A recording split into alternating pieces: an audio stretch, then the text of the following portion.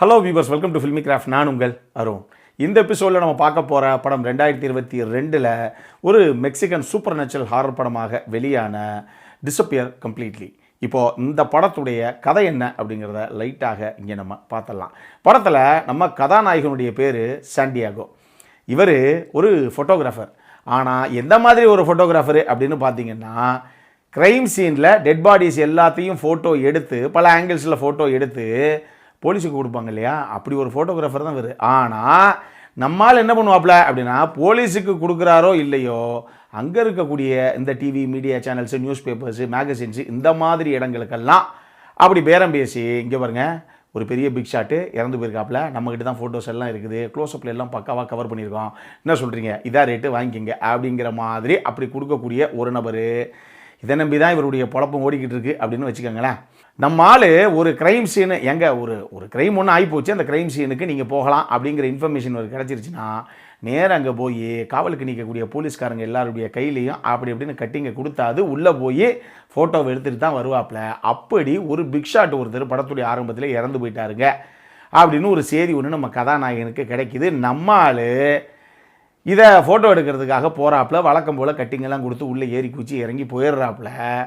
ஆனால் இப்போ உள்ளே போய் ஃபோட்டோ எடுக்கலாம் அப்படிங்கும்போது அங்கே ஒரு போலீஸ்காரர் பார்த்துறாரு. பார்த்து, என்ன இங்கே எந்த பக்கம் வந்தேன், நானே இங்கிட்டு தான் நின்றுக்கிட்டு இருக்கேன் அப்படின்னு கேட்க போக, அதை விடுங்க, பாடி எங்க சொல்லுங்கள், ஃபோட்டோ எடுத்துருவோம் அப்படின்னு சொல்லி நம்மளால் ஃபோட்டோ எடுக்க ஆரம்பித்தா, அந்த இறந்து கிடக்கிற நபர் இருக்கார் இல்லையா, அவர் கிட்டத்தட்ட எலிகள் எல்லாமே அவருடைய உடம்பை நிறைய சாப்பிட்டு மிச்ச மீதி தான் அங்கே கிடக்குது. இதைத்தான் போய் ஃபோட்டோ எடுக்கிறாரு நம்மால்.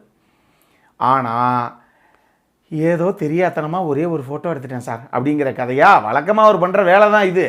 ஆனால் எப்போ இந்த க்ரைம் சீனில் அந்த டெட் பாடியை இவர் ஃபோட்டோ எடுத்தாரோ, அதுக்கப்புறம் நம்மளுடைய ஐம்புலன்கள் அப்படின்னு சொல்லுவோம் இல்லையா, அதில் ஒரு புலனாக நமக்கு காலியாகுது. அதாவது ஒரு சென்ஸாக நம்ம கதாநாயகனுக்கு போக ஆரம்பிக்குது. முதல்ல எதையுமே இவரால் ஸ்மெல் பண்ண முடியலை, எந்த ஸ்மெல்லுமே இவருக்கு தெரியலை. அடுத்து எந்த பொருள் எதை சாப்பிட்டாலுமே இவருக்கு டேஸ்ட்டு வாயில் ஒன்றுமே தெரியலை. இந்த மாதிரி ஒன்றா காலியாக ஆரம்பிக்குது. இதுக்கப்புறம் இறுதியாக இவருக்கு என்னதான் நடந்தது, அந்த க்ரைம் சீனுக்கு போனதுக்கப்புறம் இந்த சம்பவம் இவருக்கு அரங்கேறினதுக்கு என்னதான் காரணம், இது எல்லாத்துக்குமான விடை தான் இந்த படத்துடைய மொத்த கதையை. இந்த படத்தை பொறுத்தளவுக்கு இந்த படத்துடைய இயக்குனரான லூயிஸ் ஜேவியர் இந்த கதைக்களத்தை ப்ரெசென்ட் பண்ண விதம் சூப்பராக இருந்துச்சு அப்படின்னு சொல்கிறத விட வித்தியாசமாக இருந்தது அப்படின்னு நம்ம சொல்லலாம். டெக்னிக்கலி செம்ம சவுண்டான ஒரு படமாகத்தான் அவர் ப்ரெசென்ட் பண்ணியிருக்காரு. குறிப்பாக எனக்கு இந்த கதை எங்கே பிடிச்சது, பார்க்கலாம் சார் கொடுத்துருவோம் அப்படிங்கிற ஒரு ஃபீல் எங்கே கொடுத்துச்சு அப்படின்னா, கதாநாயகனுக்கு ஒரு சென்ஸாக போயிட்டே இருக்கும் அப்படின்னு நான் சொல்கிறேன் இல்லையா, இதில் ஒரு தருணத்தில் அவருக்கு காது கேட்காம போகும், கொஞ்சம் கொஞ்சமாக எடுத்தோடனே போயிடாது. முதல்ல கொஞ்சம் நல்லா கேட்கும், அதுக்கப்புறம் கொஞ்சம் கொஞ்சமாக கம்மியாகிட்டே இருக்கும் அந்த ஹியரிங் சென்ஸு. இதை கதாநாயகன் என்ன உணர்றாரோ, என்ன அவருக்கு ஃபீல் ஆகுதோ, அவருடைய பாயிண்ட் ஆஃப் வியூலேயே இதுக்கப்புறம் இந்த படத்தையே ஆடியன்ஸுக்கே ப்ரெசென்ட் பண்ணலாம் அப்படின்னு சொல்லி படத்துடைய இயக்குனரான லூயிஸ் பிளான் பண்ணியிருக்காப்புல ஒரு சம்பவம். கிட்டத்தட்ட கடைசி ஒரு அரை மணி நேரத்துக்கெல்லாம் கதாநாயகனுக்கு அங்கங்கே அது தான் கேட்கும், அது மட்டும்தான் ஆடியன்ஸுக்கே கேட்கும்.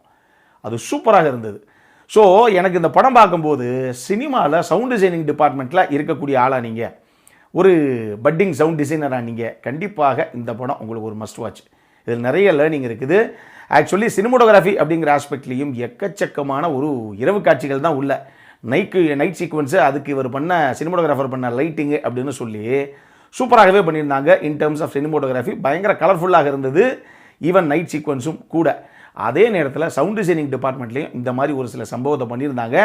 கிட்டத்தட்ட கடைசி ஒரு 30-40 நிமிஷம் வந்து படத்தில் பாதி நேரம் தான் சவுண்டு கேட்கும் படம் பார்க்குற நமக்கே.